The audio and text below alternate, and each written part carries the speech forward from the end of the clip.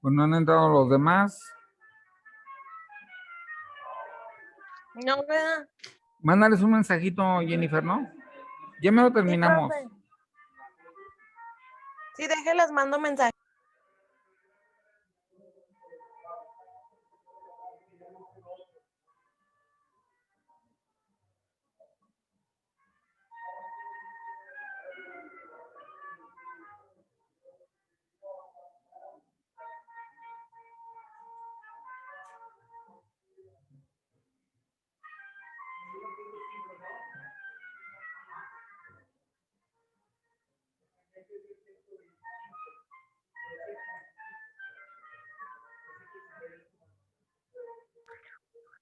Ah, profe, es que Itzel me pide el IT y la contraseña. ¿Dónde viene eso? Link y contraseña. El IT. Me pide que el IT. Ay, Dios, pues deja ver. Es que dice que ella por link no lo puede abrir. ¿Quién? Itzel. A ver, déjame ver si aquí viene. Bit.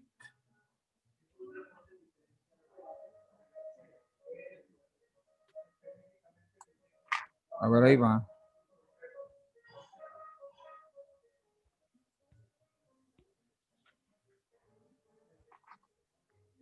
Pues ya que estamos todos de nuevo.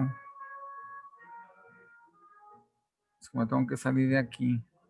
No, profe, que ya. ¿Ya? Sí, ya, que ya se va a conectar.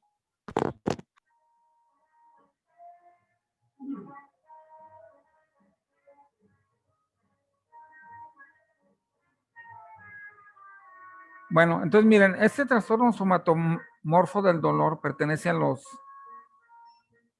5 grandes grupos de trastornos somatoformes. Cuando hacemos una clasificación general se llama somatoforme. Cuando la hacemos en específico se llama somatomorfo. Esa es la diferencia. Entonces, los 5 son somatomorfos, pero el que los engloba es el somatoforme para distinguirlo. ¿Sí? Entonces, es borderline, o sea, comparte psicosis y neurosis, porque, ¿sí me están escuchando todos? ¿Sí me escuchan todos o no? Hola, hola. Sí, profe. Ok. Miren, déjenme les platico algo muy importante. Borderline es que están entre una y otra, entre la neurosis y la psicosis, ¿sí? No hay, no hay borderline, por ejemplo, entre neurosis y psicopatía. A ver, ¿por qué creen que no haya borderline entre neurosis y psicopatía?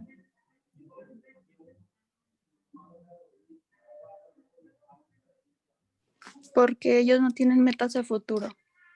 No les importa el trabajo. Todo lo contrario de lo que es un psicópata es un neurótico. El neurótico, preocupadísimo por la eficiencia, preocupadísimo porque no hablen mal de él, Ah, sí. preocupadísimo por portarse bien, una ansiedad y una culpa tremendamente altas, ¿sí? Y el psicópata no tiene ansiedad, no tiene culpa, no le importan los demás. Entonces, por eso no hay borderline entre neurosis y psicopatía. Ahora, entre psicopatía y psicosis, ¿puede haber borderline?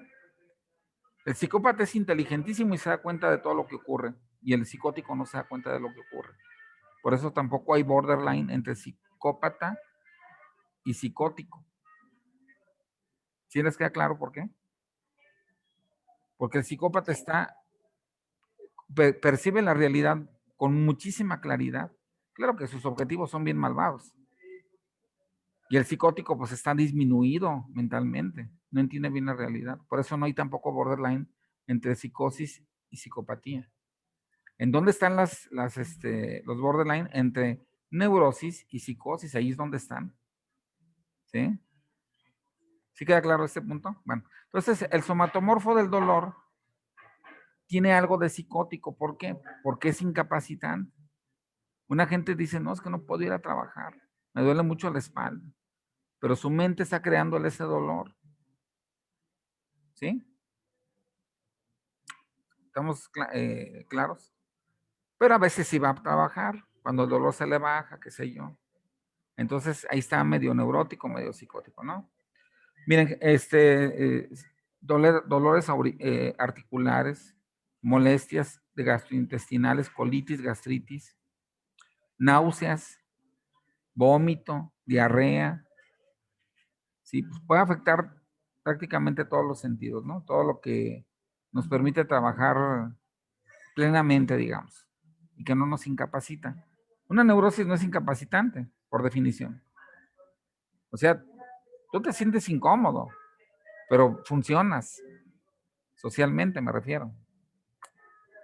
¿Hasta aquí todo bien? ¿No hay nadie que me falte por admitir? No, ¿verdad? Creo que están todos. Ah, muy bien, pues los felicito. Bueno, entonces,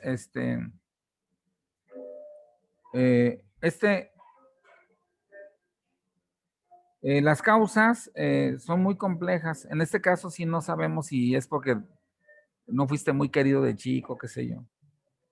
Se vinculan más por situaciones de tipo estresante y porque los padres te hicieron percibir, como en la película de It o eso, 2, no sé si la vieron, la It 1 y eso 2, que había un chico que donde quiera miraba microbios, enfermedades y todo ese rollo.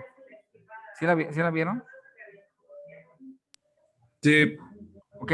Ah, pues los padres exageran mucho que te lave las manos, que aguas porque te va a dar, te van a salir lombrices si no comes, si no te lavas las manos.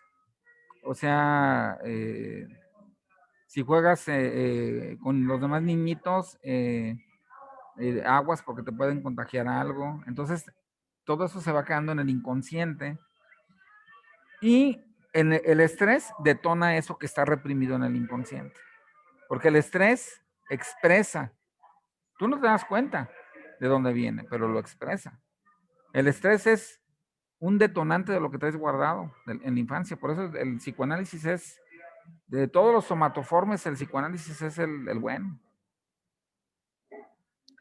Entonces, miren, tenemos que también hacer diagnóstico diferencial, ¿eh? Porque también esto es básico para un psicólogo. Tienes que saber hasta dónde es, hasta dónde no es. Miren, cuando el dolor se relaciona con procesos depresivos, esquizofrénicos o psicofisiológicos, no es somatoforme. Una gente que tiene una fuerte depresión puede pensar que se va a morir. Entonces, bueno, cuando hay un dolor difuso que no se puede localizar, no podemos tampoco llamarle somatoforme. Tiene que ser localizable. Y al ser localizable, incapacitante en algún sentido. Por ejemplo, un dolor de rodilla, pero que no tenga nada tu rodilla, claro. Otro detalle más, y mucha gente también se confunde, el dolor de cabeza, todo lo que nos duele del cuerpo, casi siempre cae en dolor de cabeza. Un desvelo, hasta la cruda, ¿no? La cruda realidad, se va un dolor de cabeza. Entonces no podemos diagnosticar. Dolores de cabeza, quítenlos. Somatoforme no es dolor de cabeza, es dolor de alguna parte del cuerpo y es parcialmente incapacitante, no totalmente incapacitante, ¿sí? Y proviene obviamente de la mente, no proviene de una enfermedad real del cuerpo.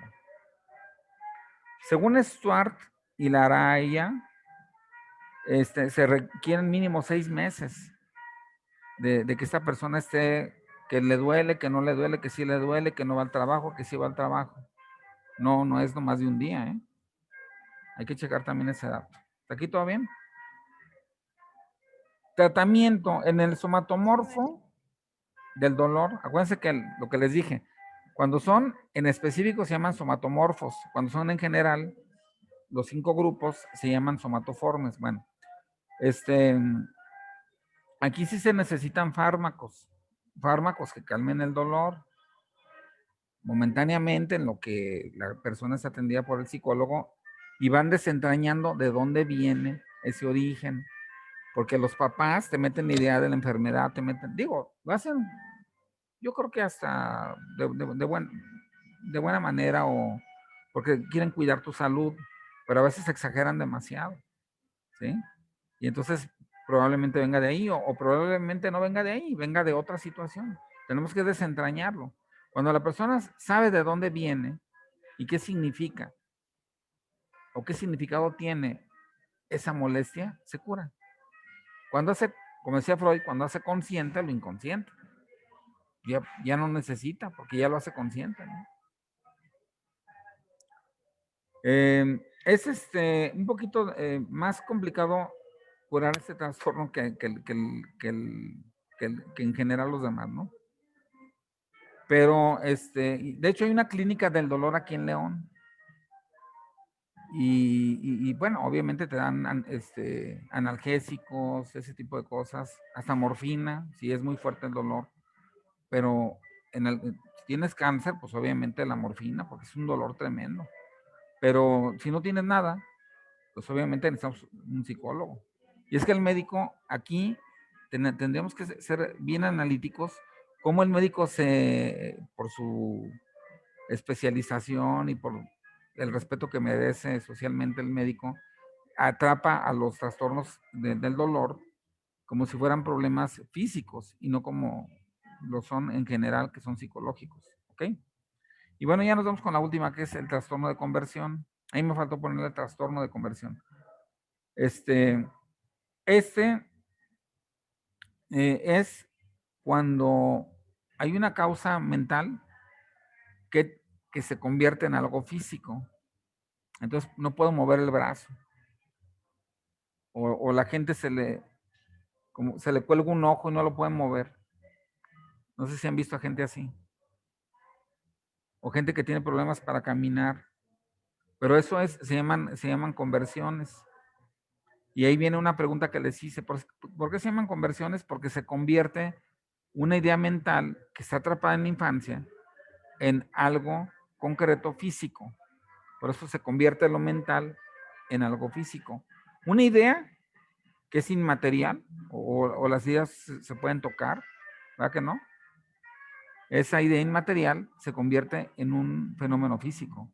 Inmovilidades sobre todo, afasias, no puedes hablar. Síntomas, por ejemplo, ceguera.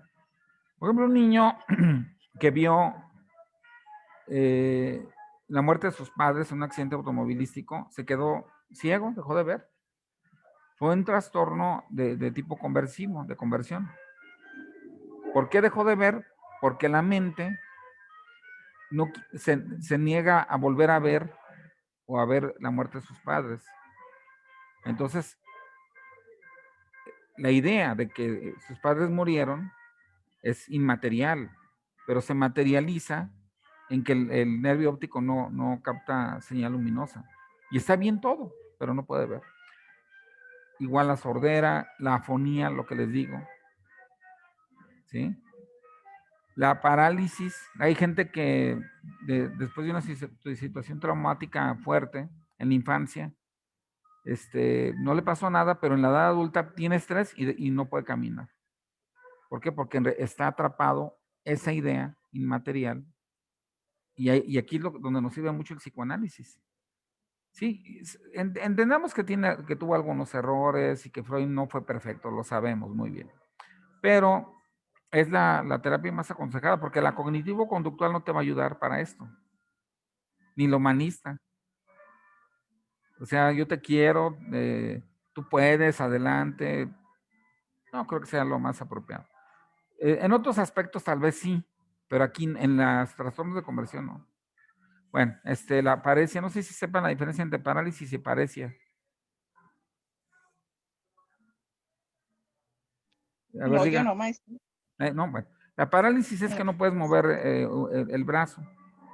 La paresia es que tienes algo de movilidad, pero te es incapacitante. No puedes escribir perfectamente bien a máquina. escribes con demasiados errores y te vas a casa, ¿no? Entonces, por eso les digo que están entre la neurosis y la psicosis, porque son algo incapacitantes a veces escribes un poquito mejor, pero el origen es mental, ¿sí? Y está atrapado y está reprimido.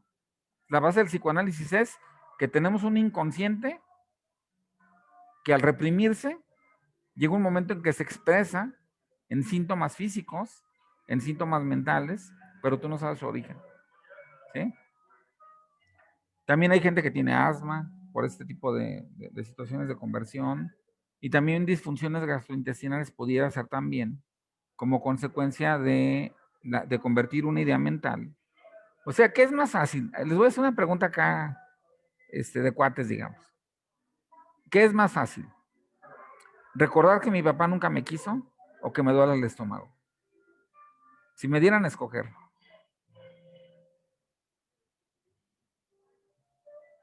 Que duele el estómago. Pues sí, es mucho mejor.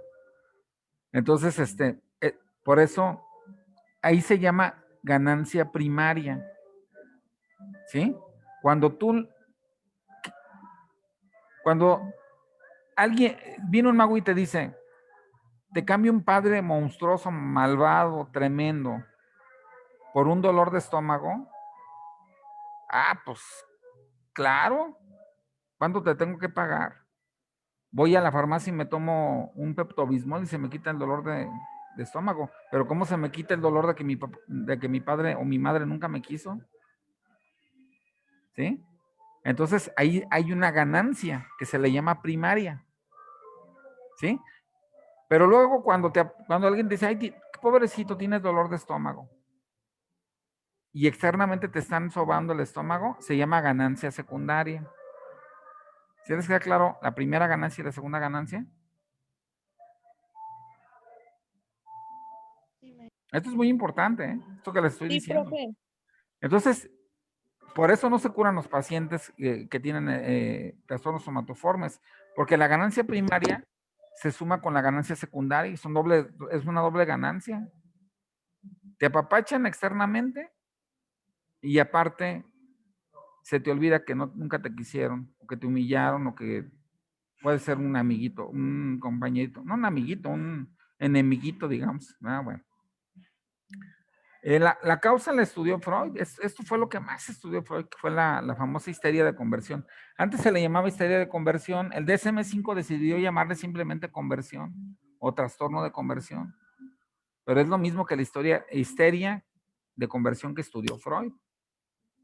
Sí, porque acuérdense que esta niña, Ana O, no podía mover los brazos, pero estaba bien. Ese es el famoso caso de Freud y de Breuer, que se escribe Breuer. Entonces no podía moverle el brazo, ¿por qué? Porque tenía un problema mental, porque, ¿se acuerdan el caso de Ana O? Ella deja abierta una ventana, entra una serpiente y mata al padre. Entonces ella se siente culpable. Y toda la familia la ve con unos ojos de que se la quieren comer, pero pues es una niña, no entiende. Bueno. Pero de adulta, cuando tenía un poquito de estrés, dejaba de mover el brazo. Ese brazo que tenía que haber cerrado la ventana para que no entrara esa serpiente que mató al papá. ¿Se fijan? Entonces eso lo descubre Freud. Cómo eso es ese idea inmaterial de que no me quieran porque sin querer dejé abierta la ventana y se murió mi papá.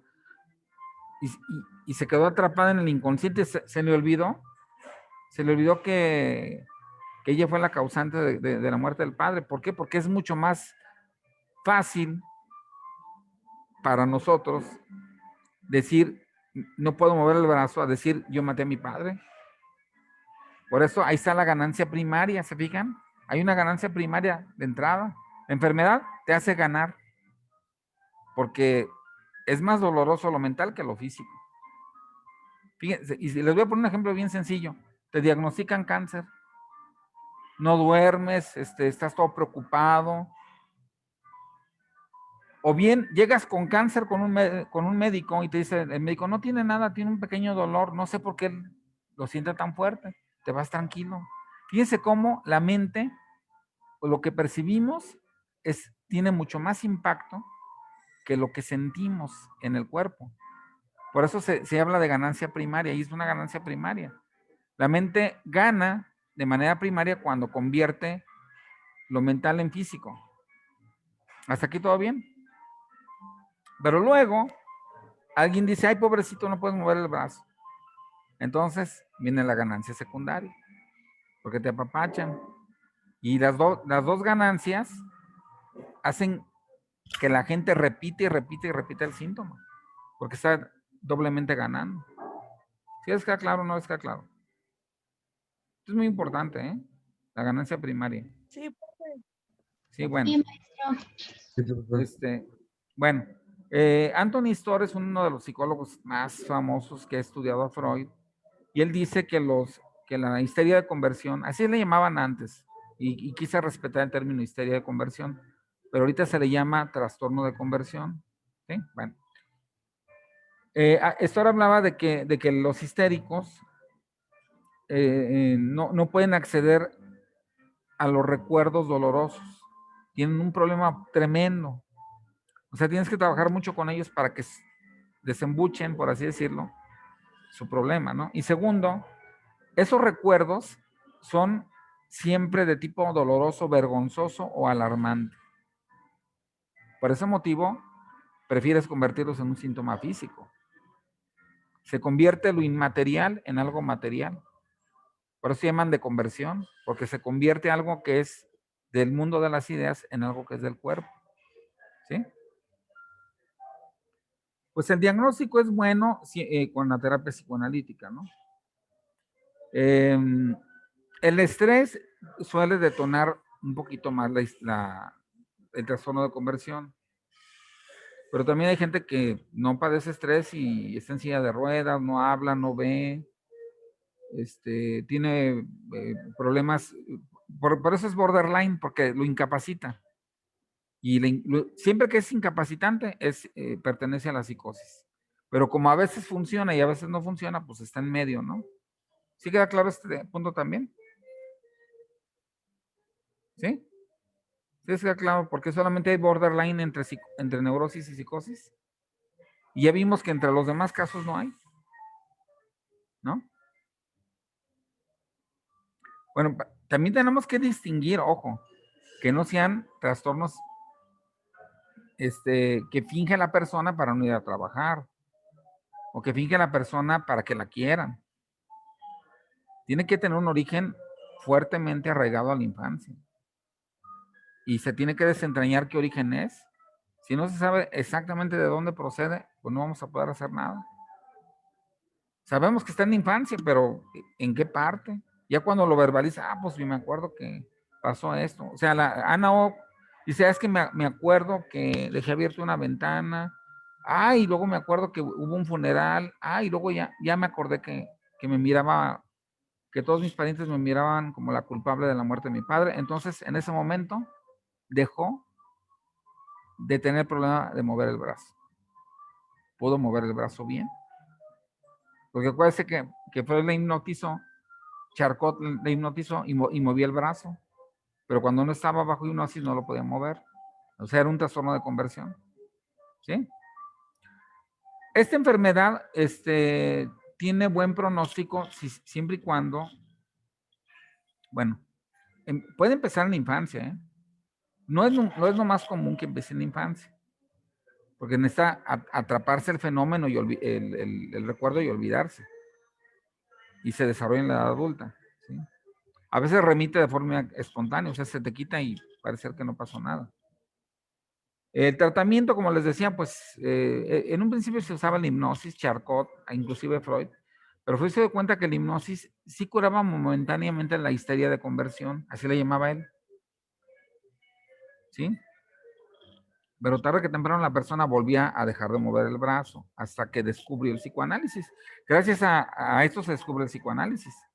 Cuando él dice, voy a encontrar la idea, encuentro la idea que está ocasionando que no mueva el brazo, que lo verbaliza el paciente, no yo, sino que él lo verbaliza. Pues yo me acuerdo que sí.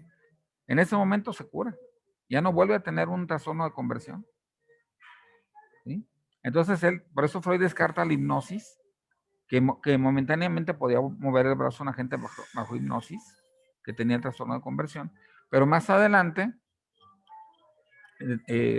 niega o reniega de la hipnosis de Charcot y prefiere el psicoanálisis, que es analizar hasta dónde llega el trauma o la problemática y, por tanto, que se cure de manera permanente. Fue que buscaba una cura permanente y la encontró. Pero no todas las enfermedades se curan con la terapia psicoanalítica.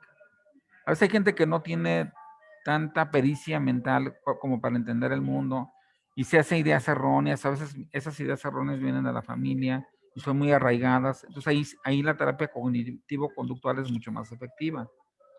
Pero casi todos los somatoforme, el psicoanálisis tiende a ser mucho más efectivo. ¿Sí?